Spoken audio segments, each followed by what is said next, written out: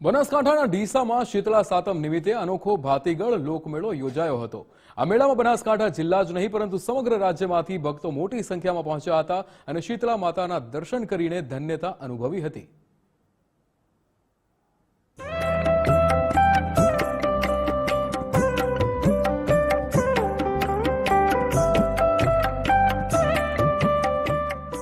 બનાસકાંઠાના ડીસામાં આવેલ કુંપટ ગામે ઐતિહાસિક અને ચમત્કારી શીતળા માતાનું મંદિર આવેલું છે।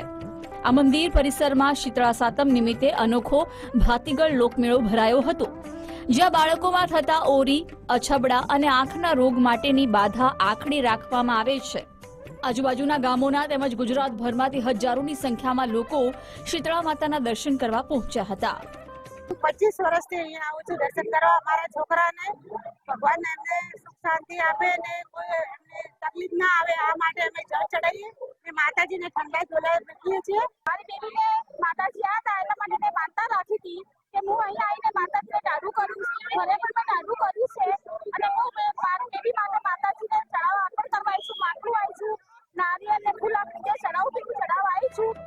વર્ષોથી યોજાતા આ મેળામાં ગ્રામ્ય સંસ્કૃતિના દર્શન થયા હતા।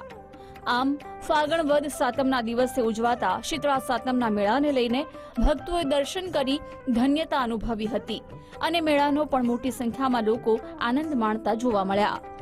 કુંપટ ગામે ફાગણ વદ સાતમનો ભવ્ય મેળો આશરે 700 થી 800 વર્ષ પુરાણો ભરાય છે અને સમગ્ર ઉત્તર ગુજરાતમાંથી પબ્લિક દર્શન માટે આવે છે। પંચાયત, યુવક મંડળ અને ગ્રામજનો સાથે મળી અને સુંદર વ્યવસ્થા કરવામાં આવે છે।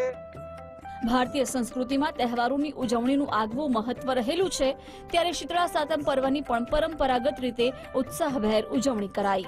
કમલેશ નાભાણી, ગુજરાત ફર્સ્ટ, બનાસકાંઠા।